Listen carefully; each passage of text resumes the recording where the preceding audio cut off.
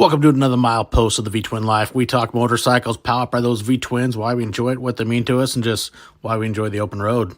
V-Twin Life is brought to you by CrashIncClothing.com, also known as Crash Inc. on the World Wide Web. Man, Brad has sold a lot of stuff. You want to get some merchandise, you want to get parts, you want to upgrade stuff on your bike. He is a dealer for a lot of great companies, so check out CrashIncClothing.com and see what they got for you. Now, we got Wild Ass. You want to add some comfort to your ass? Man, Wild Ass has got you covered. They've got something you like. Use that promo code DWoods. Get yourself free shipping and put that ass in comfort. Can't forget Custom Dynamics, leading the world in LED lighting and LED technology. Man, these got some great stuff. You want to light up your life at nighttime? You want to be seen during the day? Hey, check out Custom Dynamics. Can't forget Lexan. These guys got some great comm units. I just got the new G16s. Man, you want to talk quality? These things are awesome. Loudspeakers, plus they got some air pumps, small ones you keep in your bike. They're ready to go. So check out Lexan. So now, let's get to another milepost of the V-Twin Life. What is going on, everybody? Welcome back to Milepost 147. Tonight we got Jason U-Turn Bell coming in to hang out, share some stories. Also got to give a big shout out to Law Tigers, who are also now sponsoring the podcast, plus the My Mile Monsters Adventures, and they're doing some cool things, helping me out. I can't forget them. I'll be hanging out with them here in 2 weeks in Spokane at the Spokane Island Motorcycle Show and Swap Meet. It'll be a good time. We'll be over there in 2 weeks. So now let's dive into the milepost here. So what's going on, Jason? Not a lot. Just wrapping up a long weekend of moving and settling into bullshit with you for a little while. Nice. So we got Setzer hanging out. What's up, Jason? Kelfire. So let's dive into this like I always do. We start them off. So how did you get into motorcycles? Now, where'd it come into life for you?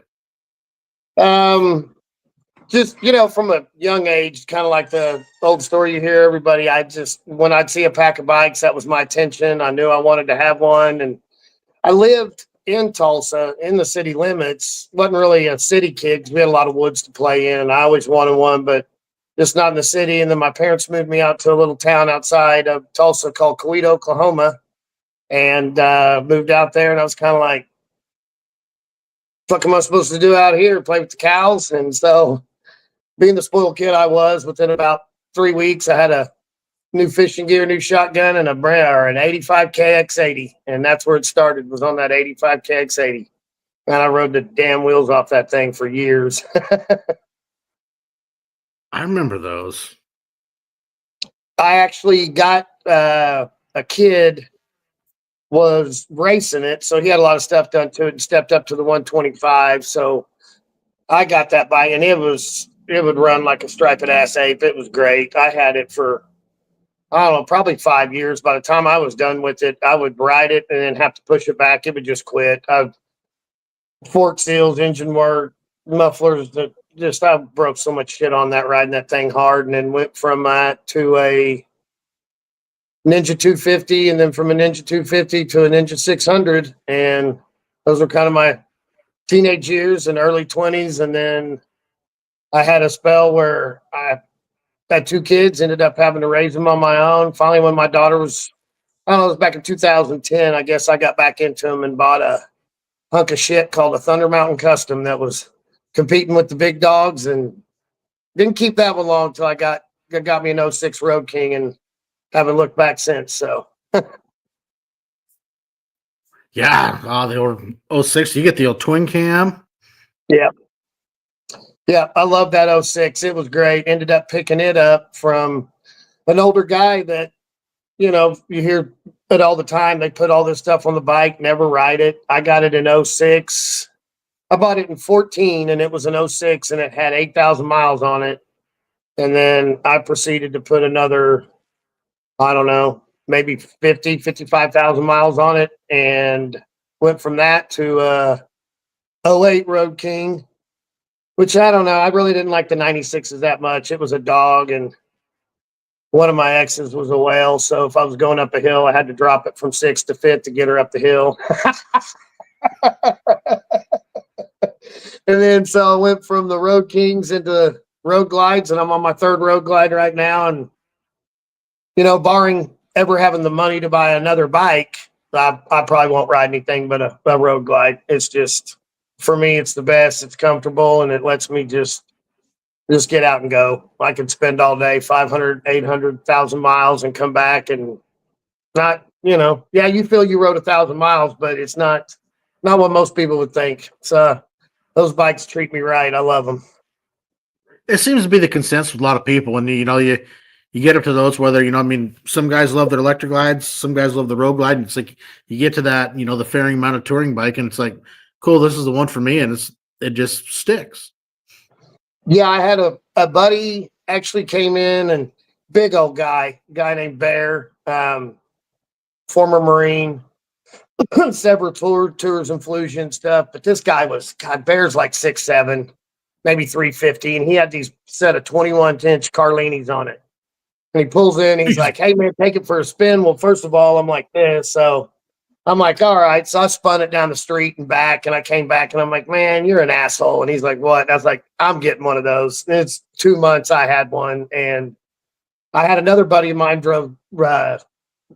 Slow Joe, always was on a Road King or a electric glide or something. And we came back in one day from riding. We had 30, 35 mile an hour gusts, and I'm laid back, one hand in it, cruise control on, feet up on the pegs, past this semi. And he said, I knew right then, he said, "You didn't move a bit." And when I came up behind him, I caught his tailwind or whatever. He said, "That beat me to death." He goes, "I was done with that." So he went to the road glides and rides them now.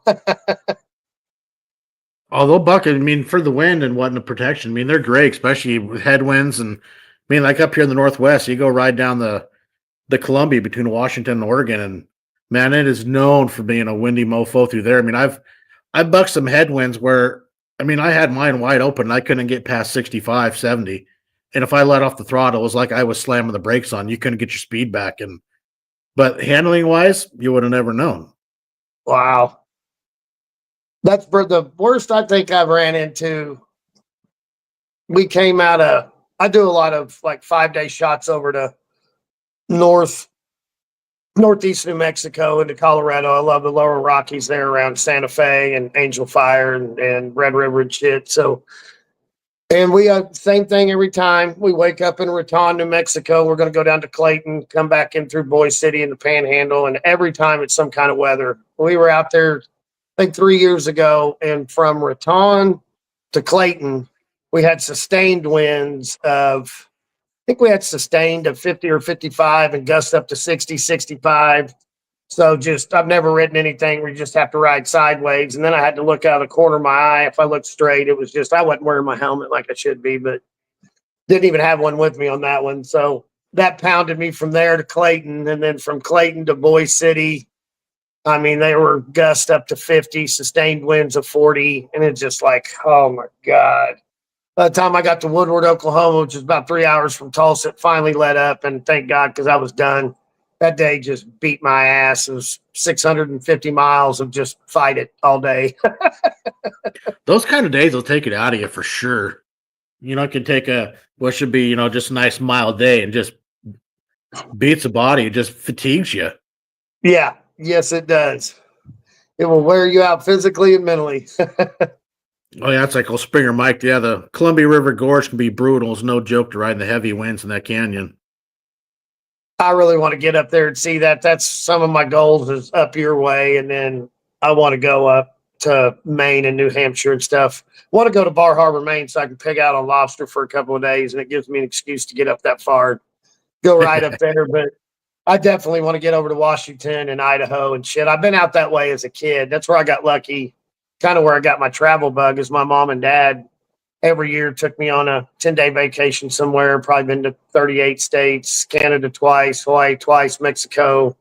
And then about every 5th or 6th Sunday, they'd skip church on a Sunday and throw me in the car. And we'd be in the car for 15 hours driving all over Northeast, Southeast Oklahoma, Northwest Arkansas, Southwest Missouri. So now back into the bikes, those road trips are just like last summer. I probably put down about 30,000 miles by myself last summer, and it was just an absolute blast over in the Ozarks and Arkansas, Missouri, and don't even bother with a GPS. Just see a road I've seen before, and I'm like, I'm going to take that. I'm going to take that. I'm going to take that. And I was coming home every day with 450, 500 miles of just wandering around in the Ozarks.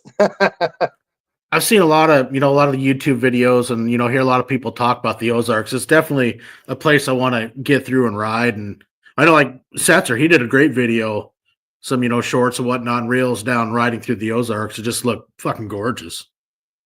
Well, this year when I was following the Hokahay and I saw where they shot them into Arkansas and that route over there all by the White River and the Jasper area and the Boxley Valley and Ponca. I mean, and then they brought them back into the Hobbs Conservation Area to the backside of Rogers. I mean, that's my stomping grounds. I was excited.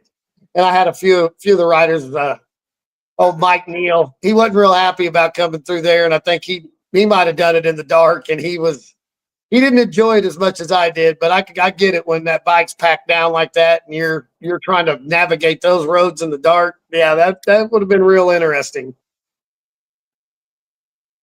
See, that's where it comes. I've, learned from, getting into the longer endurance, the riding and pushing stuff is where auxiliary lighting is huge.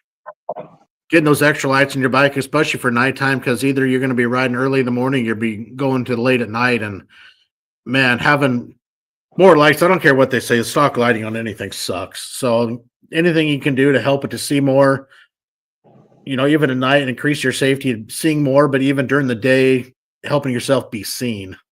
And it's, I'm just one of those things that I preach and I've added more to mine and, like I said, I think it goes both ways, not just for seeing at night, but also you get more light, you're more visible, you're going to attract attention. Oh, definitely. Definitely. And I don't know why I haven't had, I mean, I've been wanting to do it for years because a lot of the stuff on my trips or an iron butt ride or something, I'm taking off 3 hours before the sun comes up, riding an hour or two afterwards. I'm gonna actually riding to just east of Tampa Bay next month. I'm gonna go down there and see my girlfriend Jessie. What's up, Jessie? But that'll be 12. It's saying on the GPS like 1,256 miles. So I plan on getting on the road at 2, and that's going to be nice having that extra lighting from, 2 to 6 till the sun comes up. And then I might have an hour after dark, but I mean, an hour after dark in Florida, fuck, then you got to watch out for the alligators and the hogs. So, and the pythons. Right. Yeah. Dustin, I know I watched Dustin on the Hokahay. Yeah, I think it was him and his buddy that struck the alligator. One hit the head and it cut the tire down. The other one hit the tail. But both riders kept the bike up. And the stories that come out of the Hokahay are crazy when you start seeing them. It's like, what the?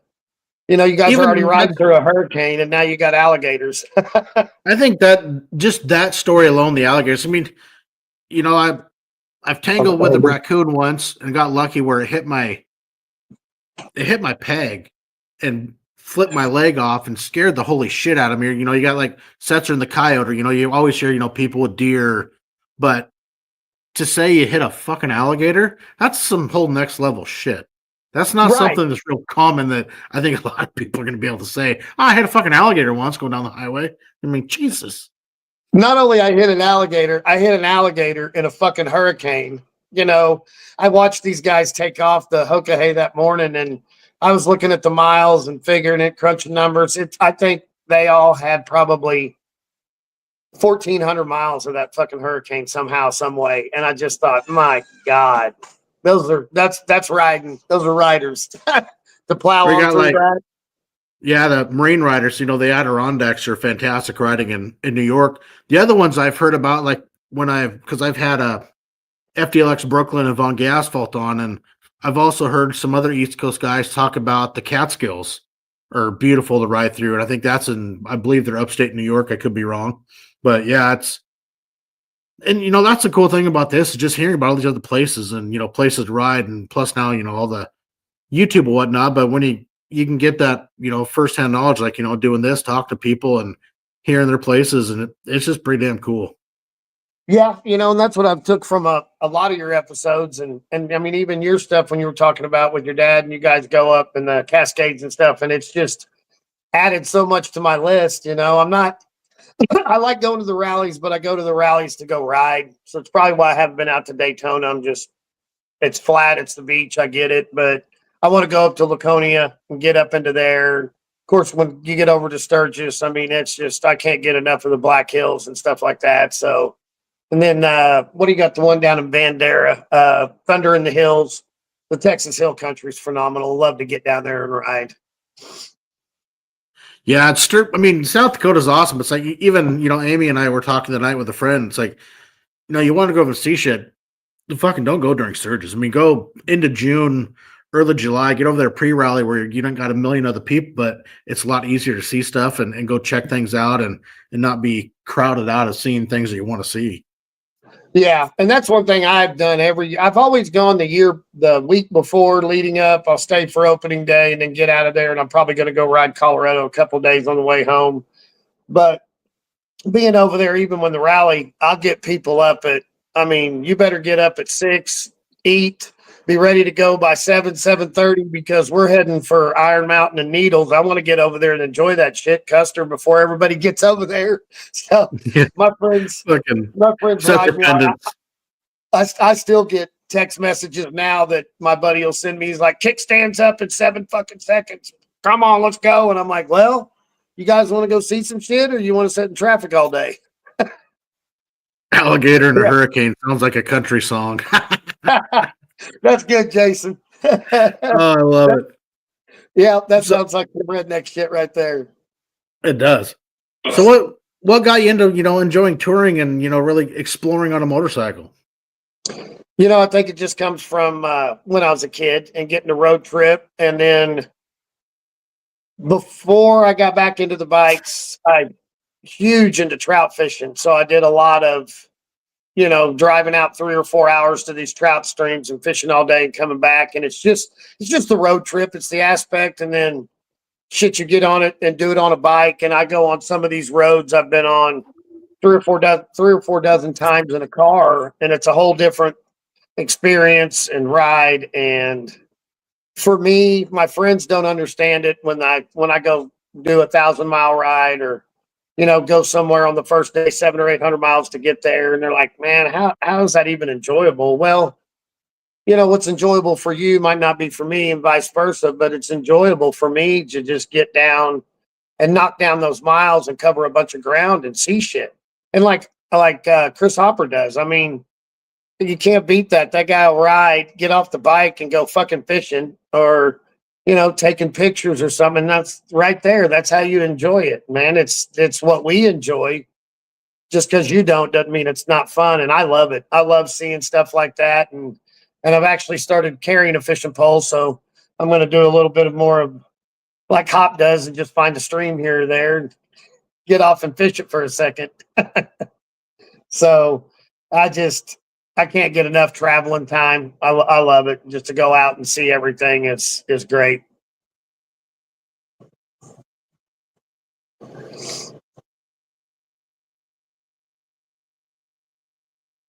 I think I lost you, Denver, somewhere, and I am out here by myself.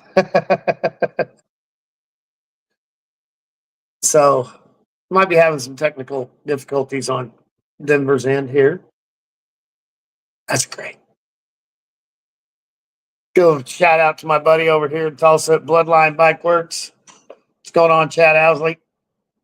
That's the guy that takes care of me, helps me keep my 4 horses running, as much pounding on them as I do. Chad's always taking care of me and having to take phone calls and help me out in the middle of nowhere, some other state. He knows when I'm out on the road and I call that he's going to answer. He's going to be like, man, that guy's got some kind of question. Something's going on. And Chad's got me off the side of the road so many times, helped me out with problems, and always takes care of me and keeps me running.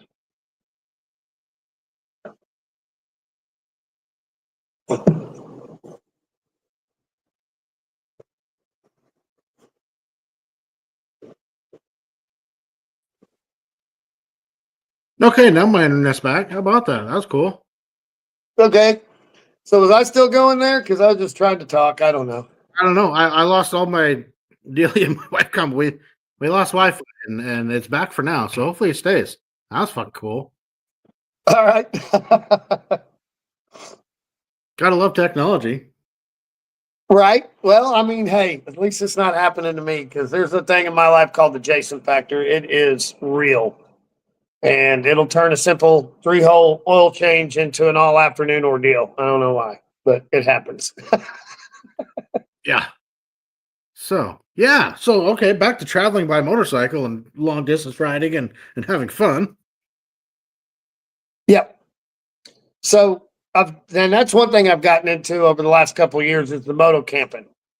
Even if I'm on a 6-day ride and I only camp one night or 2 nights, that's a blast. That's a blast. And my girl will be coming down here in May, and we're going to go. I'm going to take her over and ride her in the Ozarks for a week and camp, and looking forward to that. I love moto camping off the bike. That's fun stuff. How far is it for you to get to the Ozarks from Oklahoma? Tulsa is, I can go from Tulsa to Fayetteville, where BBB was, in about hour and 20 minutes. Oh, shit. And Okay. yeah. And a lot of it, I come over for, instead of going directly over into all that mess, I'll go to the bottom of it, come up underneath Fayetteville. So I'm on the backside of Fayetteville in about an hour and a half, and that's where the fun begins in any direction. I'll come out of Fayetteville on 16 and take it all the way over to Deer, Arkansas, and Nail, and get over in the Buffalo River Valley area. From Harrison down to Hot Springs. So you got about 150 miles long and about 80-mile wide that it doesn't matter what road you're on in that area. It's just phenomenal. I compare the Ozarks to like a miniature Smoky Mountains. That's my three favorite are Colorado and the Black Hills, but for me, nothing yet that I've seen has come close to Eastern Tennessee and Western North Carolina, Maggie Valley. Get over there, the Trohola Skyway, the Foothills Parkway, the Blue Ridge Parkway, the tunnel run from Asheville to Cherokee. It's 70 something miles long. You get 19 out of the 26 tunnels. And of course, you got to go over there and see the dragon, but it's kind of the dragon for me. It's kind of like the pig trail over in Arkansas is, yeah, you come over here and you got to ride it because it's what you've heard about, but there's just so much better. So much better. Yeah. So Springer Mike had a question. He goes, what about riding the $1 Million Highway or like Pikes Peak in Colorado? I actually went back in September and rode Colorado for a week because I'd only ever been able to ride 2 or 3 days in some of these rides. So I just took an entire week, 1 day over, 1 day home, and 6 days of Colorado. And that was the 7th time I've ridden the $1 Million Highway. I finally got to climb Pikes Peak on my bike. So that's the first time up the peak on the bike. And we did everything in between, Independence Pass and Monarch Pass. And I love Durango, but that $1 Million Highway for me is just, that's one of my top. What's that? Motherfucker.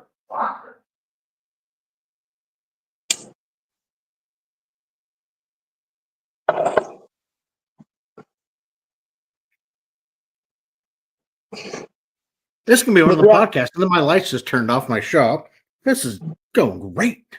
Fuck. What's up, Hop? Oh, good times. What's going on? Yeah, Colorado's a beautiful country. Amy and I were down there in October, and we drove through from here all the way down to Colorado Springs for when our grandson was born. But there was some pretty stuff to see. You didn't get to do a whole lot of sightseeing, but it's definitely a place I want to get down to and do some riding through. Oh yeah, Colorado's phenomenal. $1 Million Highway and getting to go up into Silverton, and I love being in Durango. That's actually the bike I currently have. I had to buy it in Durango because 3 years ago going to Sturgis, I had my 15, and we just came off of the Continental Divide, got down in the valley, set the cruise control, set back on the pegs, and just next thing I know, the whole bike shook, just boom, shut off. I'm like, well, this isn't going to be good. So got it towed into Durango Harley-Davidson. Those guys are phenomenal. That owner, actually, I was sitting down at the bar and some guy, he's been drinking and stuff. Oh, I know the owner. I can call him, have him come help you out. And I'm like, yeah, we're trying to figure it out. Trevor that owns the place came down, asked me what's up, told me to put the bike over there. And I said, well, we got a couple of guys that can wrench. And if it's just a cam chain, can we get some tools and take care of it ourselves? And he's like, yeah. So they got me in there at 9:00. By about 9:30, he came out and told me the whole engine's roached. And I was like, I got to have a bike. Let's go. So I rolled out of there 3 hours later on this 21 Roadglide Limited, and a couple that I was with, he was going to propose to his wife up on the waterfall up on the $1 Million Highway. So I got him up the mountain on time and got the proposal, and they got married last summer. Chris and Adrian are great people. So that was a cool memory. Yeah, Hop said Phantom County Road in Canyon City is awesome. Phantom County Road? Yeah. I'm going to have to try that out. Yeah, Malcolm. Malcolm's a cool guy. Malcolm Beard. He loves Colorado. He does a lot of riding. He's out of Eastern Washington. Right on, right on. So what's your moto camping setup? What do you small, you go with a tent or? Yeah, I've just got a small 2-person tent and 32 years of putting in commercial flooring. My body hurts, so I got to take an air up mattress. So I'll take the tent, the mattress. I've got a little bag that was funny. I bought it off of Marketplace, but it was like a Harley picnic setup type where it had dishes and some silverware, some other stuff that I took out, but then I put my percolator in it and I take my burner that like Riot uses for his adventure meals, but I make my coffee. So that's usually what I go with the camping, and I'll get set up and then figure out where some firewood is if I can't find any laying around. So, then you'll see the redneck shit rolling down the highway with a bunch of wood on my tour pack. Done that. Yeah. So I do the same thing. I mean, I take a twin size air mattress and a little air pump, plugs in the cigarette lighter, and fucking I'm gonna sleep comfortably. Yes. Yeah. I've got to, because hopefully come hell or high water next year, I'm not letting anything get in the way. I had some other circumstances for the 24 Hoka Hay, but I'm running that 26 Hoka Hay come hell or high water. So I'll get my fair share of just seeing how these guys do it, find an awning, find a store, flip out. Setzer cracked me up when I saw one where he set the pallet up and then he put his air mattress back there, and that's just where he slept. So it's like the first year we did Monsters Over Mountains, and me and Buddy was like, we're just going to sleep on the ground, get that attitude. Fuck, we can do this. My wife's like, take the fucking air mattress. You'll be happy you did them. I don't need that. And then I listened to her, and she was right. And now I take it every time. Well, I think we get in a lot of trouble not listening to the wife sometimes. I know that I need to listen a little more to Jessie, and when she tells me some shit, she's usually right. So I'm getting a little more used to listening and being like, all right. I've had enough bad experiences. I'll start listening to somebody else and see if they can hook me up. Yeah, Jason, that was the Hilton. That was a great setup, Jason. I loved when I saw that. So I know it sounds messed up to a lot of people, but the guys on the Hoka Hill understand. I'm really looking forward to that part of it too. It's just, man, just get out there and just ride, and just wherever you feel like sleeping, there's the Hoka Hay Hotel. Just roll your shit out, get some rest, and go. Just you gotta be careful of like concrete style picnic tables, and if your air mattress gets a little leak, because those tables can get slick, and you go to roll over, and your mattress is gonna shoot out one side, and next thing you know, you're on the fucking ground.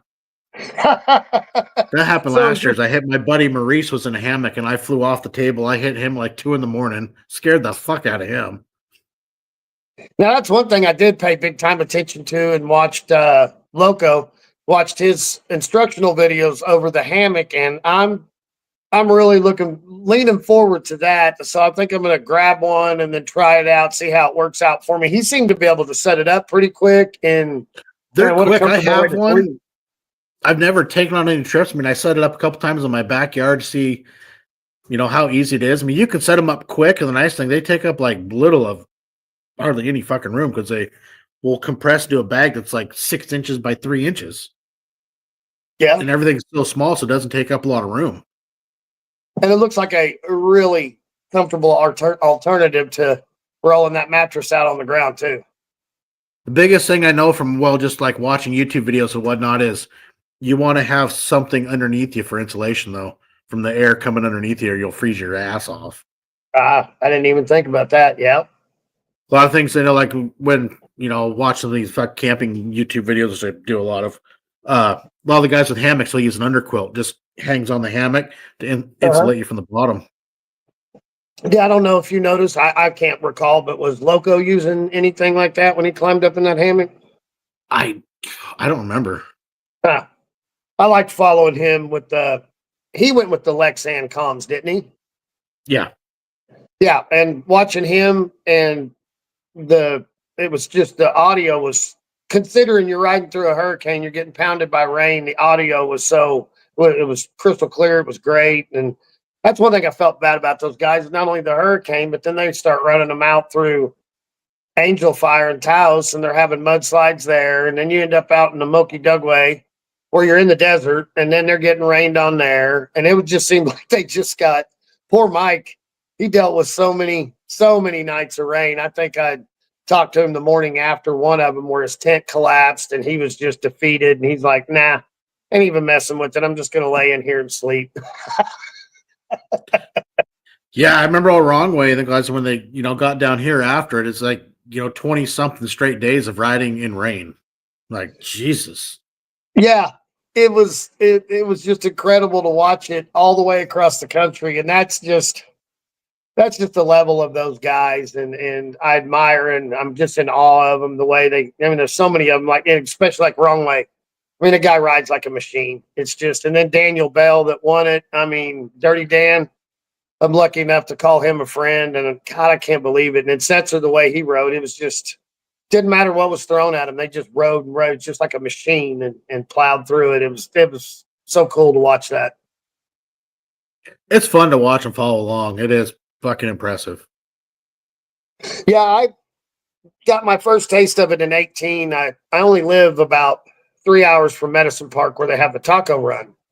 So we're just going to go do a day ride to Medicine Park, have lunch, and come back. And we roll in, and it was, I think, the 11th or 12th day of the Hokahay.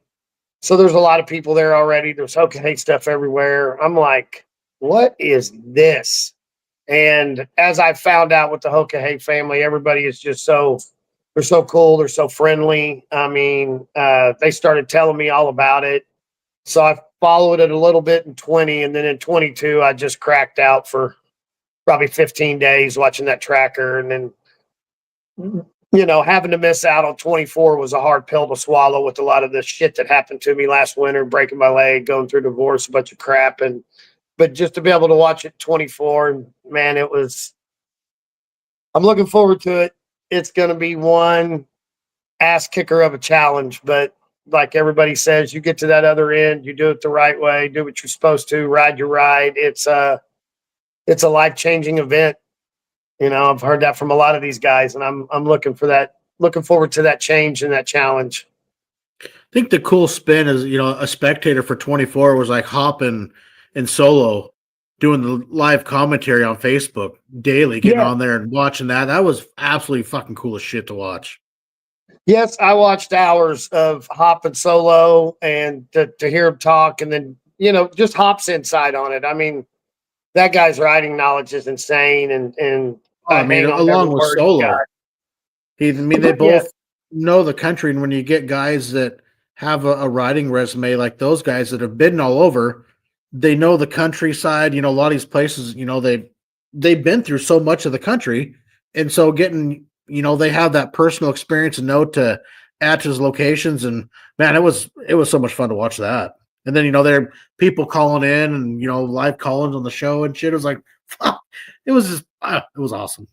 Yeah. 24 was really, I thought I cracked out on 22. 24 was a lot of the not only watching the tracker, watching Dirty Dan and Setzer and a lot of them, and Terry Collier out of Stillwater. I mean, where are we riding to now? She was just to watch her, and it was, and then get home in the evening and watch hours, of Hop and K Solo. And the first thing I wake up in the morning, I'll go to K Solo's page and see what I missed through the night. And that was awesome to see and follow and stuff. Oh, it gets addicting watching the trackers and following stuff all day. You wake up middle of the night. Oh, let's just see where people are now. Where's so and so? Where's like watching Setzer's Ventures and Riot and following along with all the the monster families. Everybody's at and what's going on is it gets addicting. That was really cool to watch Riot when he posted up at the end and welcomed all the monsters in and that stuff. And to watch Riot is that's a ride in itself. I mean, with 22, with him smashing into the rocks and Paco being there for him, and that guy's a whole adventure in itself. Yeah. This is true. Yes, it is. And just one of the nicest guys I've ever met. And that's what floored me about a lot of the riders in the Hoka family is, for us and the long distance riding community, these guys are, pillars and just pound the miles and shit like that. And you meet them and talk to them and they're down to earth and ready to answer any dumb question I have. I mean, there's times where I could call Hop and he'll answer anything, and Riot. And man, Frank Orlando really got me last winter for a guy that I've never met and going through the hard times and break my leg on the bike. And he gets a hold of me and he's like, "Do you have a bell on your bike?" And I was like, "Yeah, I got like 3 of them. Because when I take my old one off, I need all the luck I can get. I put them right. I got 4 on there right now. And one of them is one that Frank bought me. I've never met the guy. He spent a few evenings messaging me, talking to me, and lifting up my spirits, and then bought me that bell. And, it was just that kind of camaraderie right off the bat, going to the taco runs and meeting people, and then not meeting people, but you're part of that family. And I, not fully part of that family yet. I'm really looking forward to getting in there, but man, it's phenomenal the way everybody treats everybody. It's really cool. Frank is an amazing person. I'm honored to have Frank as a close friend. It's like we were friends on social media for a good year, 2 years before we met. But there was times like when driving truck, I go over to Seattle area, all through the I-5 corridor, and I passed Frank like 3 times on the road. He called me. He's like, "Was that you?" Just went because he was over here on the peninsula, and I passed him like 4 a.m. over by Hood Canal. I'm like, "That's like turquoise white roadglide, no, or Road King." Like, no way. Message Frank. Yeah, that was me. Frank, it's 4 a.m. You're like 4 hours from me. What the hell are you doing? Going for a ride? Like, Jesus. Yeah. But yeah, Frank. I mean, he's an amazing guy, funny as hell, and he's got great personality and just very outgoing. And he's a one of a kind person. Yeah, he really is. He really is. And I'll tell you another guy that's made a big impact in my life was Mike Neal. I did just going to go do a saddle sore, and I left out of Tulsa, went down to Beaumont, and then from Beaumont over to Lake Charles and up through Alexandria and back up through southeast Oklahoma. But I was coming out of Beaumont, and 4 lanes over, I see this red shirt. It's got the Hoka emblem on it. So I'm 4 lanes over here. We're running 75 or 80, and I'm waving at this guy, and he looks over and sees me, and we're both kind of like that, pointed at the shirt, went like that. And next day I get on the OK page, and I said, "All right, who's the guy with the big gray beard rolling down, I-10 out of Beaumont?" And Mike pops up, and that's me. And man, even that guy started talking and quickly became friends.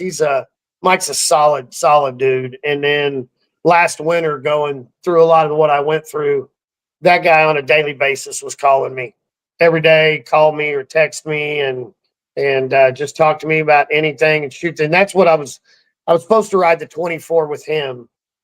So that was my guy to follow in 24 and root him along and just be right there when I wanted to be right next to Mike every day. And I'm just like, that dude showed me a level of friendship in a few years that a lot of people haven't showed me in 20 or 30 years. So, Mike, you're the man.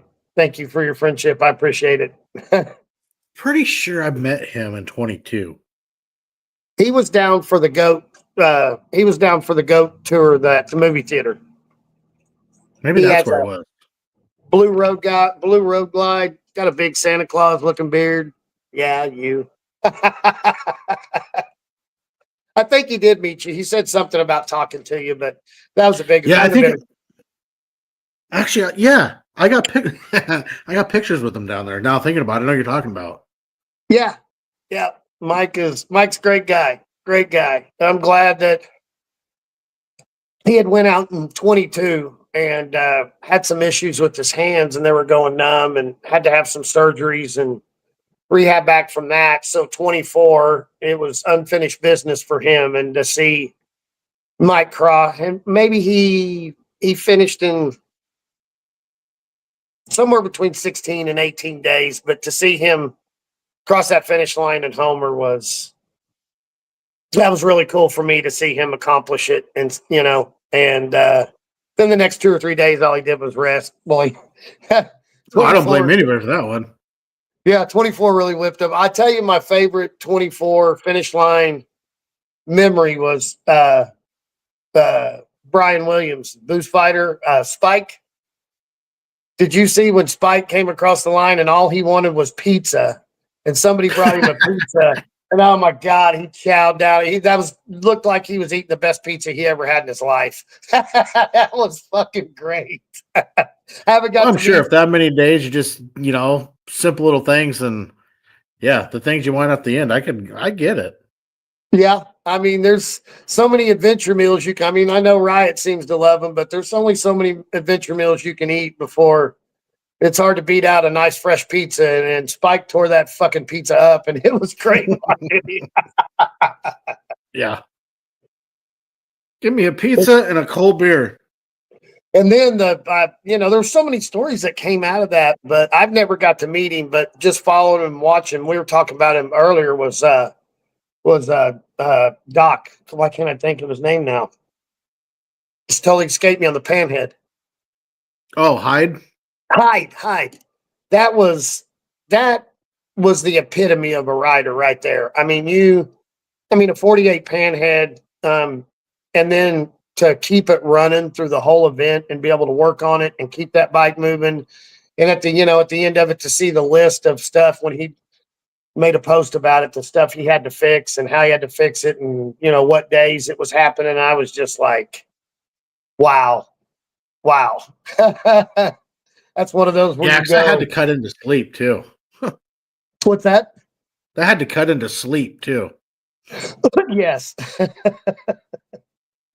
Yeah, was that was incredible to watch. But yeah, I'm really looking forward to 26. Kind of wondering, I guess everybody kind of wonders where they're going to send you, but starting up in Woodstock, Illinois, and from what I've seen, it goes out west a lot, from Montana down to Arizona and stuff. I wonder if they're going to kick everybody back into the East Coast, or we're all going out west again. Hopefully we go through yeah. Idaho or Washington. Time will tell. Yep. Yep. You got any Like, plans for this year? Any big rides? I'm gonna go. Like I said, I'm gonna get a couple of. I'm gonna do the Ride 1K in a day certificate. I don't have one of those, and I want one. So when I go see Jesse outside of Tampa Bay, I'm going down one day, stay in 2 days, ride back. So hopefully I can get 2 certificates out of that. She'll be here in May for 10 days. We're going to spend 10 days in Northwest Arkansas and Missouri riding the Ozarks, showing her all that. I think I'll probably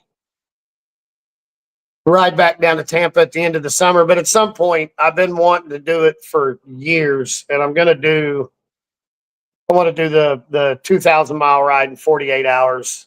Got a route planned out I've been wanting to do. I'm going to leave Tulsa, go up to Salina, and then hit I-70 across wonderful Kansas. And once I get past Denver, that's where it pays off. You get into the I-70 canyon there, and that's 250 miles of great riding until you get to Moab. And I probably catch a nap in Moab and then come out of there And I'm going to duck over because I'm right there. I can't miss it. I'm going to duck over and ride the $1 Million Highway again, then come down through Carson National Forest and Santa Fe down to Albuquerque and I-40 it back home. I've been wanting to do that one for a long time. So do that. I'm not going to do the end of the big stuff. I've got to get the bike, me and everything ready for 26. I am not, there's come hell or high water. I'm not missing the Hoka Hay. It's not happening. I'm going to be I started doing some conditioning rides and training stuff like Frank and a lot of those guys. And he did a lot of riding even beforehand, just getting himself ready physically and mentally. Yeah. And I know that's one thing Mike did. And a few others I talked to, they would go out and do 2, 3, 4-day rides. You're going to, sleep on your cot or your mat or whatever and get used to packing and unpacking the bike and getting going and stuff like that. So I'll do quite a few of 2 or 3 day shots where it's just camping and see how it feels. And doesn't matter how it feels, I'm going to do it. But, hopefully I can narrow it down because, I hope to do like a lot do that, roll in and you get 4, 5, 6 hour nap, get some good rest, get a cup of coffee and take off again. So I'll do all my sightseeing at about 80 miles an hour. That's like, Wrongway said, the big thing this year is he never set an alarm. He goes, he slept till his body said, cool, time to wake up. And so that made the biggest difference for him. Yeah. Well, you got to listen to your body on that. I mean, you want to push it and it is to push yourself and maybe find some new levels you had, but I guess that fine line in there, ride your own ride and don't push farther than those maximum levels, listen to your body, get some rest. I hear everybody talk about the gremlins and ghosts and stuff that aren't there that are talking to you while you're riding and you're seeing shit that's not there because you're tired. I can't even imagine, but hey, I'm looking forward to it. Yeah, you have to do some training rides, man. Come up in the Northwest, you can see some cool shit. I'll give you some places to go and catch up. Well, I've looked at Seattle and stuff because I've only done one bun burner. Me and 2 buddies. Seattle sucks. We did 1,664 miles in 34 hours. We had a 5-hour window nap in Roswell. What took us so long is my buddy, my one buddy, Mike, he has a road glide, and then our buddy Tim has a CVO street glide. Well, we started giving him hell about Albuquerque. We were like, dude, if we knew you were going to bring a fucking Sportster and have to pull over 120 miles for gas, we'd have left your ass at home. Yeah, I saw a lot of shit. I bet you did. The amount of pain you had to deal with and the sleep depravity. I'm sure you saw a lot of shit, Jason.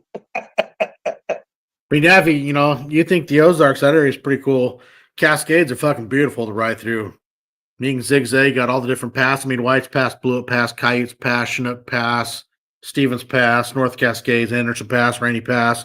Oh, there's some absolutely amazing country to be seen through all them fucking mountains. Even Oregon, Mount Hood's beautiful to ride up and around. Well, see, that's what I was looking at is I think Seattle, and I just picked that for a spot to get up in there, was about 1,600 miles from my house. I don't think I can pull off a bun burner gold. I don't know if I want to try it, but I could definitely pull off a bun burner and get up there in 36 hours and spend 2 or 3 days. I don't have a lot. I work, working for myself. Yeah, I got a lot of freedom and can go do, but if I go do a ride like that, I not only got to pay for the ride, I got to pay for my time off. So, but that's one of the ones I've looked at is doing a bun burner to your area, riding for 2 or 3 days in a bun burner home. So I think, what was it, Wrongway that said that? We talked about that when it said, when you ride like this, the country becomes a lot smaller. It was either him or Go Home Ken. Yep, both of them actually, if I remember. But yeah, Wrongway's said that a few times. And that's another character that's been great to me is Ken. Always. Oh, he's a fucking clown, that guy. I talk to him at least about every month and a half, but he cracks me up. Oh yeah, his stories are legendary. His milepost with you and the what was it, the butt darts, and Oh, then with Craig. Fucking butthole darts. Oh my god. butthole I darts. died That's one laughing of at the that one. great. That's one of the greatest ones I've ever heard. Is the butthole darts, and then when he said he jumped on that hotel bed, bounced off the wall, almost knocked himself out, and slid down the side of the bed. Yeah. You know, one Oh, thing he's that a I got crack up. one thing I got from his milepost that I thought was pretty cool is when he talked about the Statue of Liberties that were sold during maybe Second World War to raise funds. Did you remember Yeah. him? The replicas? Okay, Yep. so on the way home from the Monster 100 event in Rapid City, which way did I go? Yeah, because I went down through the Badlands and then went down through Rosebud Reservation, spent some Nebraska and stuff like that. But I was just into Kansas, and we're on a back highway, and nothing. I mean, there's not a house for 5, 6, 7 miles, and I come up over this hill, and as I come over the hill, this guy had taken a little section of his land and cut it out and had the Statue of Liberty replica there. And I blew past that thing at about 80, and I'm like, that was one of those things Ken talked about. So I swung around, went up there, read his plaque and stuff, and I guess it was dedicated to his wife. And it had a little sitting bench, and he had two, I don't know, fir trees or something on either side that gave a lot of shade. But it was just, and it was one of those spots that I just sat down on that bench for 15 or 20 minutes, listened to the wind blow, a couple of cows mooing every now and then. That was just, that's the kind of shit that right there when people ask me why I ride the way I do is that because I you get to see that stuff and you don't, you got to get out there. It's like that. And then what was it, 2 hours later, I passed the biggest ball of twine in Kansas. So I just stopped and see that shit. Yeah. Well, it's like, we talk about so many times, even hear a lot of guys is getting off the interstates and riding the back highway. So you see this stuff, you find the cool stuff, you see America, and you see what built the country and great scenery that you're not going to see otherwise, and the little mom and pop places that you won't find unless you take the time to kind of go out of the way. And I get it. There are times where, hey, you got to get A to B, and that's totally cool. But if a guy has time, or not just guy, guys and gals traveling, whatever, if you have time, get on them side highways and go see some stuff, man, because it's pretty damn cool you can find. Yeah, and that's one thing when you get out and have a day of super slab to get somewhere, and then the next 6 or 7 days is going to be just those back highways, finding that little stuff here and there, and the antique shop, but the back roads. And I keep coming back to the Ozarks a lot. There's so many just cool out of the way spots. I went last summer. I got a friend of mine I ride with out of town here. They with the local hog group out of Myers Dern, Harley-Davidson in Tulsa. Her name's Erin Runnels. She goes by Storm. And we just took off for like 2 days because she's like, I've seen the way you ride, and 400 or 500 miles a day is perfect. I want to do that. And like I told her, I said, and I didn't know her experience level exactly. And I said, you know what? Ride your own ride. Do not try to keep up with me. I'm going to have fun. I was feeling it. And I said, if I go through some of these twisties, big sweepers, switchbacks, I said, if you lose sight of me, I'll be waiting up there somewhere. I'll slow it down. And I'm telling you what, me and that woman tore the fucking Ozarks up for 2 days.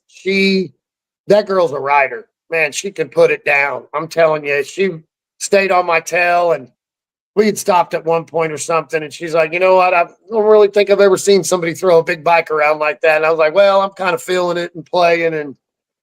And I think we did that weekend was like 2 days was somewhere around 900 miles by the time we got back to town. And like you said, it's just all that secondary stuff and just the stuff you're not going to see if you don't get off the highway and enjoy it and go explore. Yeah, and I was trying to remember, like, me and my daughter, we went for a ride. It was before she moved to Colorado. We were going up Highway 20 North Cascades. I want to say we stopped in Marble Mount. There's this little restaurant Oh, yeah, Mondo's restaurant. Dude, the food was freaking amazing. The funny thing is, like, I'm pulling in there and I see this really nice brand new fucking CVO or the Fast Johnny. I'm like, oh, and I think it was one of the first ones I'd seen in person. It was probably, well, it's over a year ago, year and a Uh-huh. half ish. And out walks a buddy of mine from here in town that I haven't seen in a couple years. I'm like, dude, it's Nate. And that was his Fast Johnny. And he's like, what the hell are you doing up here? Me and Maddie come to get something to eat. And the food, it's like one of those places. I've ridden by it a whole bunch of time because Marlboro Mountain there's not even a stoplight. You blink, you're going to miss the town. And it's like, shoot, let's, stop here, a couple bikes there, we'll grab a bite to eat, as we were working our way up to Diablo. And, oh, dude, the food was freaking awesome. What is that? And Go ahead. No, and the scenery they had, that, or not the scenery, but they had old mining relics inside, old headlamps and stuff. Because mining was big up there years ago, and they had all kinds of cool stuff to look at in the restaurant. It was a super fucking cool place. I tell you, bring up the mining thing. I got to ask you a question, but the mining thing. Of course, we went to see it for the corny value, but Madrid, New Mexico, where Wild Hogs was filmed. Mm-hmm. It's not big. It's a little mining and artsy town, and they have one. I don't know what's the restaurant called, but it was like that. Had a lot of the mining stuff hanging on the walls and this and that. But Madrid was pretty cool. But you had mentioned a restaurant. I think, I don't know if it was like a milepost you did with you and your son. You said it was in the middle of nowhere. There's like 50 or 60 miles. There is nothing. And then there's this diner. Broadus, Montana. Springer Mike, I know you're in the side chat. What the hell is the name of that place? The Cattleman's Club, or I know Springer. I'm actually, you know what? I have it pinned in my Google Maps. It's in the middle of freaking nowhere. Yeah. No, that's not it. Yeah, because you said you were riding for, I don't know, 50 or 60 miles on either side of it, and there's nothing. And then all of a sudden, there's this phenomenal diner or whatever it is. Yeah, Stockman's Club. Stockman's Club. That's it. Yeah, that's it. I dropped the pin, so I have it saved in my Google Maps. Yeah, because me and Amy and we pulled in there. Yeah, that was on the way to Sturgis. So yeah, it was last year. Yeah, me and Amy, we'd met Springer Mike and his brother Nick, who rest in peace. We've lost Nick since then. He's an awesome dude. We're going through this little podunk town. It's like we got fuel. It's like we're all kind of hungry, and I'm like, pull up Google Maps. Hey, there's this barbecue place. A little burger joint down the road. And this is one of those towns. There's no stoplight in Broadus. There's nothing. And we pull in there on the bikes. There's a couple motorcycles, and these people come out. We're like, hey, how was it? And he goes, well, I guess if you want to go eat barbecue food, that's basically what they got. And we're like, fucking perfect. They had elk burgers, buffalo burgers. Oh, dude, we went there and ordered burgers, and holy fuck, it was fucking amazing. The food was absolutely great. It's like these people were downplaying it, like, it sucks. And I guess they weren't happy with it. But, oh, dude, the food was awesome. Where in Montana was it? It's right down. I'll send you the place. It's in southern Montana. All right. South. Yeah, it's right down by the Wyoming, South Dakota. It's down in that corner. I'll tell you what, those barbecue joints, you get down in the Delta area, down in Arkansas and Mississippi, and I've hit several of them that just look like shacks, and the parking lot's full, and you're like, that's where there's one in Dumas, Arkansas, that was that way. Can't think of the name right now, but that town was just a dump, and wasn't much there, but there was had sheet metal all over it, this barbecue joint, and I bet you there was 80 cars in the parking lot. I'm like, yeah, I'm going in there, swung it around, did a U-turn. Well, and I've done that. It's like, doing this, people talk about some cool barbecue place in the middle of nowhere. I'm like, dude, I got to look it up. So, I'll add it to my favorites on Google Maps, or you'll see like Hop's a great example. He's eating food somewhere. It's like, dude, that shit looks amazing. And then, cool, where's he at? Cool, pin that there. And it's like, you ever in different places of the country, it's like, dude, I got all kinds of restaurants pinned. It's just fun. That guy has, and I've got a list that's a mile long, thanks to Hop. of places and little roadside shit and just following him. I'm like, man, I can't even get to these places in a lifetime. This list just keeps growing the more I watch his stuff and follow him, see where he's at. Oh, well, same like if you follow Reef and Solo, they're all the food places they pick. But it's like my wife commented, they were very pretty bikers when they came out.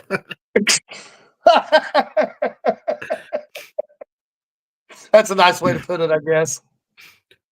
I mean, Amy, we rolled in there. That was day 3 on the bikes. We left, Washington. Yeah, that was our 3rd day, working our way to South Dakota. But no, that's the cool part about it. You get to these places and you find these hole in the wall mom and pop places. Man, we found that place and fuck, the food was amazing. That's one place that I'm going to figure out some way whether I do some crazy fucking 2-day insane ride, but I will be eating there again. That's one thing I love about Sturgis. And, for people or my friends that have never been there and they think Sturgis is Sturgis. It's LaSalle Street, the campgrounds. It's crazy. And I'm like, no, Sturgis encompasses about 200 miles around there. And to get into the Black Hills and these people that just set up, like there's one called the Pasta Corral on Vanocker Road. And you're rolling. Vanocker is fucking awesome. Through Nemo Canyon and Vanocker. That is an absolute amazing fucking ride. Yes. And you get down about halfway in that Vanocker ride and we come up on the Pasta Corral. And, it's corral around it, looks like cattle pen and stuff like that. You get up in there, and I guess the family used to own an Italian restaurant, and now they just open this thing 3 or 4 weeks a year and make enough money off of it. And I'm telling you, you're sitting out in the middle of a field, cold can of beer, and some just phenomenal fucking pasta. And it's like, that's what I love about that is all the little people that are setting up, whether it's Buffalo Burgers or Elk or the Pasta Corral. So we got, what's the 5? Oh, yeah. So, Amy and I met up with Springer Mike and them in Butte, Montana, and we're staying at this little, Comfort Inn, I think it was. Well, across the parking lot was this Mexican restaurant, which joined the hotel. It's like, hey, we'll just walk over there. We can have some beers. Don't got to worry about it. We can walk back. We go in this little Mexican restaurant, and attached to it is this little tiny fucking casino. They had some slots in there, and Amy's like, you got to go play. I'm like, I don't know. She's like, here's $20. Order food, go play. Okay. So I put her $20 in. I'm in there like 20 minutes and spin. All of a sudden, the fucking thing just starts dinging, dinging, dinging. I'm like, oh, this is fucking cool. This thing keeps spinning. I'm fuck double down on that. And 20 minutes, I walked out with $221. You can't beat that. That works. No, cash me out. You can't beat that. I was, of course, we ride over to Eureka Springs in Arkansas. Those are the 2 spots. If you get over in the Ozarks, you need to plan a night or 2. Yeah, night or 2 in Eureka, night or 2 in Hot Springs. But going to Eureka, we would go out 412 and hit the Cherokee Casino there on the line. We usually stop bathroom and have a beer or have lunch. And I think over 2 summers, 6 different rides, I stopped in there every time. And after a couple of times, it was just, all right, this is my luck, $20. Put it in. And every time I was hitting, I think one time like 350, another time was 5, another time 4. And the biggest I hit was 750. And every time I went in there, it paid for my weekend in Eureka. That's awesome. But talking about the little out of the way restaurants, if anybody's ever through Oklahoma on I-40, you get to Sallisaw, Oklahoma. And if you got time to eat, just about 15 miles south of I-40 on Highway 59, like you'd go down into the Kiamichi Mountains and stuff, there's a place called Shad's Catfish Hole. Family owned, 3 or 4 generations.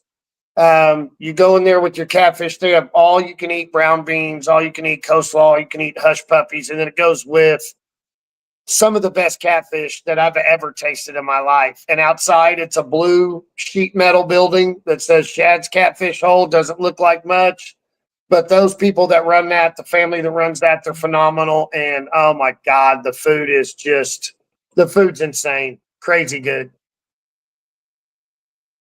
Yeah, and that's what's fun about finding those places. Oh, I sent you a picture you can check out later. Okay, I didn't know if we were doing some like secret messages there. I'm like, all right, No. what? But no, that trip was cool. Yeah, like I said, you work your way up the Northwest, man. I can definitely give you some cool roads and point in some cool off the beaten path places where you can find some fucking killer food too. Because Well, I like to eat. you can't tell by me, but I've got the metabolism of a. I mean, I eat like a horse. I should be 500 pounds for the way I eat. So I'm all about the food in the middle of nowhere. Well, and then you talk about like Sturgis. One place I'd found online that we've now been there a couple times is the Boar's Nest. Go south of Deadwood through Lead, and up Yep. there you got the Boar's Nest. That place is cool as hell, and dude, they got good food. Oh, the burgers up there are phenomenal. Yeah. Yeah, definitely. I want to get up. I've done going to the Sun Road on a family vacation, but that and Beartooth, I want to get to those so bad. And Hell's Canyon over in Idaho. Oh, dude, Hell's Canyon, and also see, there's two ways you can go up through Hell. Well, you got Hell's Canyon, and then you also got the Chief Joseph Scenic Byway, which runs through. You hit LeGrand, Oregon. It's Highway 3, and then when you cross Oregon, I think it's 129. And that, if you take a ride, you want a fucking cool ass ride. Is you follow that from LeGrand through Enterprise all the way to Lewiston. You get in Lewiston, Idaho, you'll go through Clarkston into Lewiston, then you hit Highway 12, and that'll take you all the way up over Lolo and drop you in Missoula. Lolo, that's the other one I've heard you talk quite a bit about. Lolo's fucking awesome. That is a beautiful ride. I mean, you're Idaho side, what are you running? Right next to the Clearwater. And when you get over, I can't remember what river it is on the Montana side, but oh, dude, the scenery is it's an absolute gorgeous ride. Yeah, it wasn't that up there somewhere where Ken got into the butthole darts. Is right there on the state line. No, that's North Dakota somewhere. Some little podunk town in North Dakota. That's right. That's right. That just cracked me up because of him talking about the festival. It's actually happened to me twice in little towns where they're having some kind of festival or parade. And I've actually been in two people's parade or two towns' parades because I rolled up being on the bike. I guess they thought I was going to be part of the car and bike show that went down Main Street. So here I am just traveling through some small town kind of, what's up, guys? What's up? They're looking at the other side of town. I'm gone. Well, Springer Mike said, you ever get through Wyoming, goes get a hold of him. He'll ride Beartooth with you. Springer Mike's awesome, dude. Man, that's my brother from another mother. We've been great friends and met up, over in Sturgis now twice and Rapid City. And dude, he's one hell of a guy, man. He's fucking awesome. Yeah, he's done a milepost, hasn't he? No, Mike hasn't. No. He's always in the side chat every time. He likes to, he's over here in the side, stirring the pot a little bit, poking the bear. That's okay. Well, that sounds like yeah. I'm gonna have to get a hold of you then, man. I will take you up on that. And that sounds like my kind of guy. Just stir the pot and watch what happens. Oh, dude, he'll show up with a good bottle of Just Do It bourbon. Tell you what, though, you ever get to Missoula, then you're gonna have to go get yourself a bottle of Lolo Creek bourbon from the Lolo Creek Distillery. Oh, okay. I got the empty bottle right there. Yeah, that is some phenomenal. Amy and I actually was on the way back from Sturgis. We stopped at the $1 million silver bar, I think it is. They got all these silver dollars hanging, the silver dollar bar. And they had, was like Longhorn Sheep bourbon, Lolo Creek, and the bottles are cool as shit. I asked the lady, I'm like, hey, can I check those out? And I'm looking, like, fuck, these bottles are sweet. She's like, yeah, the bottles are great. She's like, well, do you want to drink some of it? I'm like, okay. It's like, you want to try samples? I'm like, fuck, bring it on. And the Lolo Creek bourbon was so freaking good. And what's cool is their label I thought was awesome because it's got their, Lolo Creek Distillery on the front, but if you're looking through the bottle, it's like looking through an old pane window because the inside of the label on the back of the bottle, there's some young kids fishing the river. Really? And it would just cool as shit. The bottle was fucking awesome, but oh, dude, the bourbon was goddamn good too. I think my go-to bourbon that I like, and I discovered it in Santa Fe, is Bullet. So way better than Bullet. Oh, yes. Way better. And so was actually the shit Mike can get in Wyoming. Well, you're a country guy, you know, Chris Ledoux.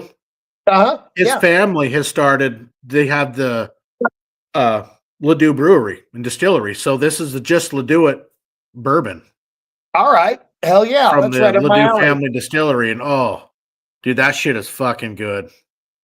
Yeah, I We, got a we killed a ride bottle of playlist. that.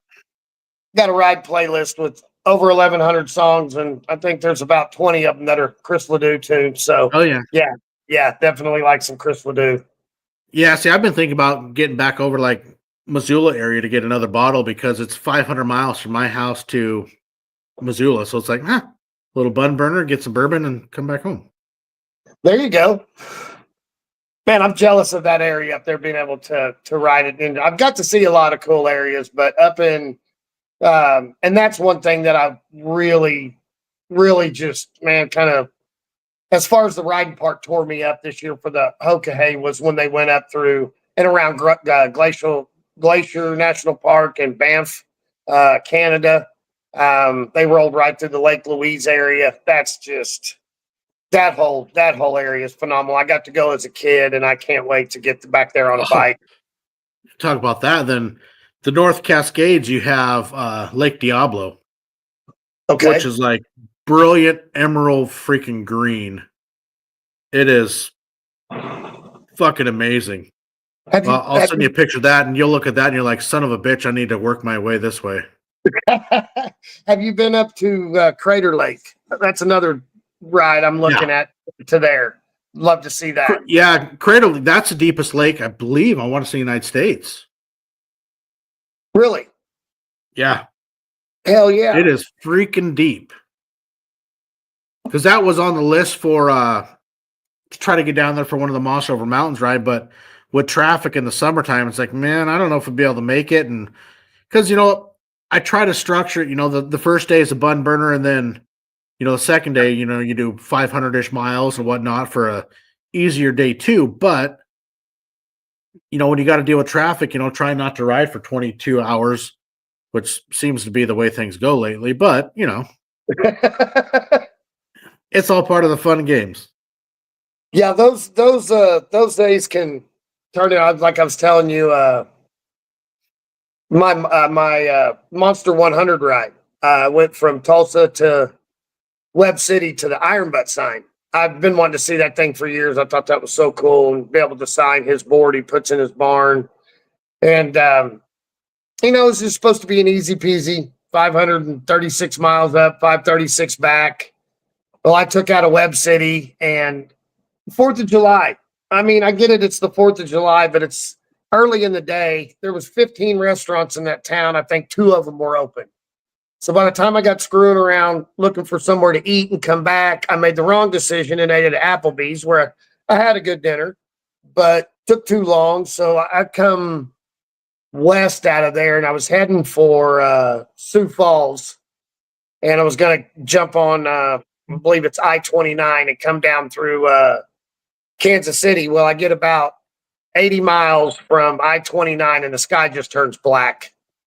So I'm like, oh, shit. So I pull over, I'm looking at the radar, and it is just a red dot, but the time lapse, it just blows up and encompasses all of I-29. And I'm looking at the time frame to Kansas City, and I'm like, all right, got to go. So I jumped these little back highways, 55-mile-an-hour speed limit, just rolling through these cornfields. And, man, I come up over one hill, and there was small town sheriff sitting there and hit me with his spotlight, and I just pointed straight up in the sky, pointed at that the black and the wall cloud forming, and I'm like, you can pull me over, or you can sit right there. Thank God he sat there, because I just kept on trucking through those back roads were 90 to 100 for, I don't know, 5 or 6 hours through that. Finally got to Kansas City and just ducked underneath that storm. I mean, when I came, I missed it by, I don't know, maybe 5 or 10 miles. And I'm telling you, the wall cloud was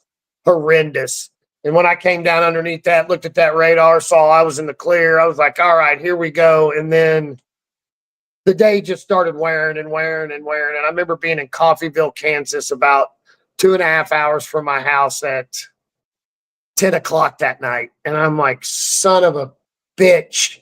That day was 20 hours and 15 minutes. And the reason it was the 15 minutes is I had my gas station right by my house where I was going to get my timestamp at to end it.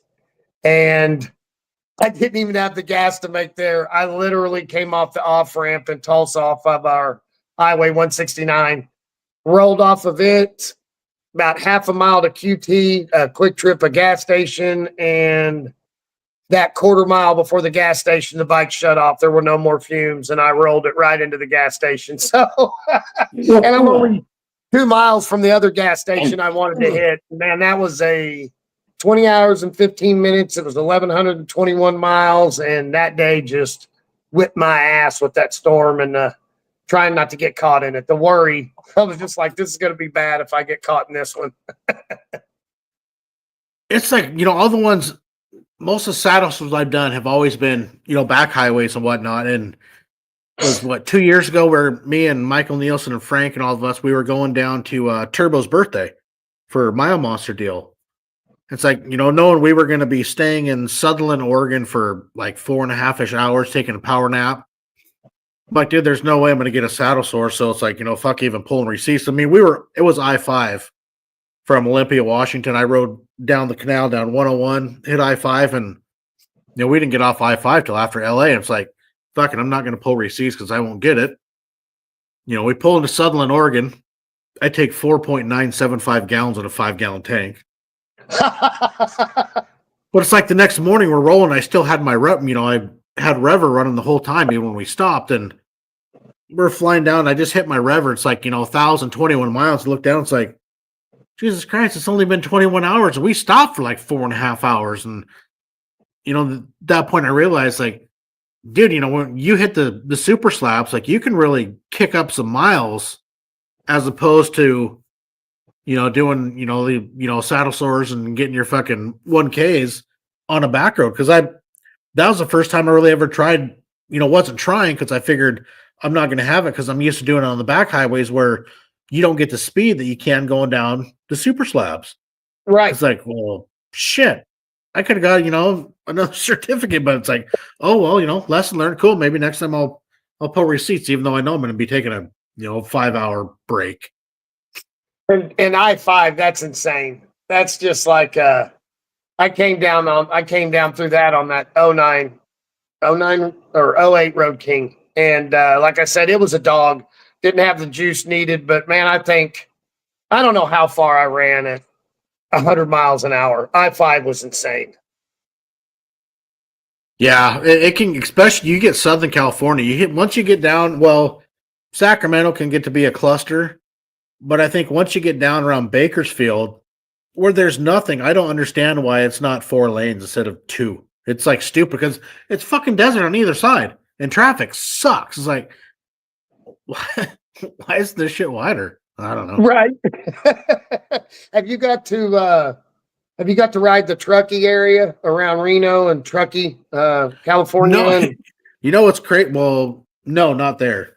But it's like I've hit all the all the states, and I've never hit Nevada yet, though. I was looking at a map there. I'm like, I've been here, and it's like, dude, I've got the whole Western United States except for Nevada. It's like I've never stepped foot in Nevada yet. I've had a little bit in Nevada, not much. I want to spend a little bit more time in Utah. Utah looks amazing to me, and a lot of people I've talked to don't realize what New Mexico has to offer. New Mexico. I've been through northern. When we did the Bun Burner, we went to all the way from Tulsa to Klein's Corner on I-40, and then cut underneath Albuquerque and picked up I-25 down to Las Cruces, came over through White Sands and through Cloudcroft and Roswell, And that area, I mean, New Mexico's great. And I tell you, that was probably one of the coolest, maybe kind of just awe moments I've ever had. I love to see a sunrise and a sunset on the bike. So we leave out of Roswell about 5 in the morning. And we're 45 minutes out in the middle of nowhere. And I've never seen anything like it. It was a defined line in the sky where it was like void of anything. Once the light cracked, you had this line, and then you had this beautiful, crystal clear. The stars were out, moon was out, and to watch and ride and just watch the light, go from dark to light. And that sunrise out there was amazing. But I'll never forget that strip. It was almost like your needle on your tachometer. There just wasn't any color, really. It was just black. It wasn't night. It wasn't day. Those were the moments those are the moments I live for. That was an amazing, amazing sunrise. Yeah, we see Frank and I and Bradley Thomas. We drove down there. We went through Albuquerque. I was just looking at my spot Walla, which it had a glitch from Utah to Roswell. But we went through Albuquerque, then down south to Roswell, and then we cut into Texas, down through Big Spring, and then down to San Antonio, New Braunfels. But yeah, I've done that, in a car, not on the motorcycle. But yeah, there's parts of New Mexico. I mean, it was beautiful. I didn't realize also how high in elevation northern New Mexico was. Yeah, you get down around, and that was a cool little gem I found. I didn't realize it, but we came in from the west side of New Mexico and hit Silver City. And I'm always on the GPS finding the twistiest, most back way I can find and do the road view of it. Try to make sure it's not gravel. I end up on a lot of dirt roads, not as many as Hop, but I end up out there. I know how he does it now. So found this twisty road up through Silver City, and then the Gila Mountains from Silver City to Kingston. At one point, and I didn't realize it, next thing you know, you're 9,000 feet up in the Gila Mountains. I was blown away up there. That was beautiful. Yeah, we went through. I'd laugh because sometime in the middle of the night, I was in the back. I took a power nap through southern Utah, and I woke up. I don't know. We were close to New Mexico, I think, somewhere down there. And Frank's like, fuck, you missed a hell of a snowstorm, blizzard, white, all this shit. I'm like, yeah, I'm laughing, whatever. And we get gas, and he's your turn to drive. Okay, cool. And I was like, Frank, why the fuck's car in all-wheel drive? He goes, dude, it was snowing like no other. He goes, you totally missed it. Oh, no shit. I guess it really did snow, huh? Oh, that's good shit right there. Yeah, talk about that. I love White Sands is come out of Alamogordo and come through the mountain pass and drop down in that big crater, get White Sands right there. It was funny when we did the bun burner, we roll up to that border checkpoint or security checkpoint. There was nobody else there. Here comes 3 bikes, radios are blaring, come rolling in there, and there was this soldier, and I'm telling you, she was a knockout. And I mean, but in full gear, black jackets and rifle, her AR and everything. And we come rolling up, stop real quick. I'm all wide-eyed, take my glasses off, and she goes, what are you guys up to today? And I'm like, we're blah, blah, this or that. And I said, we left Tulsa, Oklahoma about 4 this morning. And she goes, you left where? And so we told her what we were doing. And she goes, you're riding. And she goes, why are you doing this? We're like, we just feel like it. She goes, you guys get the hell out. Just go have fun. There we go. Slam it down in gear and we're gone. And she's looking at us like, what in the hell are you doing? And that's my girl, Jessie. She loves to ride. She wants me to take her on some of these saddle sores. And I'm like, are you sure? And she's like, oh yeah, I want to do that. And I'm like, they're fun. For me, it's, those first 650 miles, it's fun. And then from like 650 to about 800 miles, you're questioning your life choices and what the fuck am I doing this for? And then you hit about the 850 mile mark and you're like, hell yeah, man, I got 150 miles left. This is great. Second wind kicks in. Well, and every time that second wind kicks in, except for the Monster 100 ride, by the time I roll in, there's, 1,050, 1,100 miles, and I'm ready to just keep on going. I'm like, I can keep going. And it's like, my buddy's like, what do you mean you keep going? I'm like, man, that second wind that kicks in is fun. Yeah, it seems, with mine, it's like always, you don't want to keep going, but for some reason, it always seems to be like 19, 20, 21 hours. It's like, fuck, this shouldn't have took this long, goddammit. It's like, thank God we're done. Cool, let's find a place to, crash. Actually, except for last year, all those, because of the rain we rode in forever, we actually fell just short of 1,000 miles for the Monsters Over Mountains last year when finally me and Maurice and Steve, we were so fucking tired going through Oregon. We made it to Brothers, Oregon. It was like 950-ish, 950 miles, somewhere in there. And we were done. It's like, fuck, here's a little rest stop. Let's just, try to get some sleep. And it's fucking 37 degrees. At 1 a.m, we wake up at 4. It's like 32. Like, oh, fuck. my God. I need coffee. Then it's like 40 miles to Bend, Oregon to get coffee, which the coffee ended up being dog shit, but it is what it is. It's all part of the adventure. Yeah. Oh, definitely. I had a buddy of mine wanted to do a saddle sore. We went over to Hickory, North Carolina 5 or 6 years ago. There was a little boy that was shot and killed by his neighbor. The boy was 5. Guy did it right in front of his sister, and the family put out they wanted to have a vigil. Well, a couple of the groups, I'm not going to mention them, that were wanting to burn cities and protest 5 or 6 years ago. So they were going to show up and protest this little boy's vigil. So the family put it out on bike sites, and then the outlaws really got it out, and we're like, we're going to do this. And it was Antifa was one of the groups that was going to show up. I'm like, I've got to go see this shit. So he wanted to do the saddle sore. So we took off. We gassed up in Knoxville, and we were online to do that in about 14 and a half to 15 hours. Everything just went perfect for 900 miles. And as we were coming up on the Tennessee, North Carolina state line, I see this couple of lightning flashes. And I'm like, shit, man, I didn't remember seeing any rain. So I pull over, look at it. Of course, there's that big red dot sitting right on I-40. I'm like, all right, we're going to do this. Well, when you get on I-40 there, that speed limit drops from 70 to 50 because you start getting into the Smokies. Well, we got into the Smoky Mountains right as that sun was going down and right as the rain started. And I'm telling you, for the next hour and a half, it absolutely pounded us.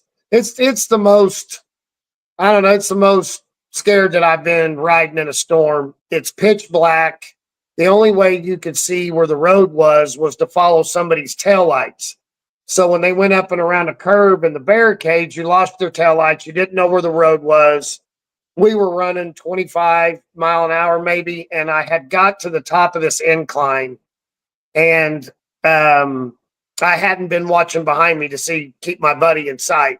So I see no light, and I pull over on the side of I-40, which is not smart. Semis whipping by, but for the next 2 or 3 minutes, it was just took forever. I was waiting. Show me that light. Show me a light. Show me a light. So I finally see his headlight.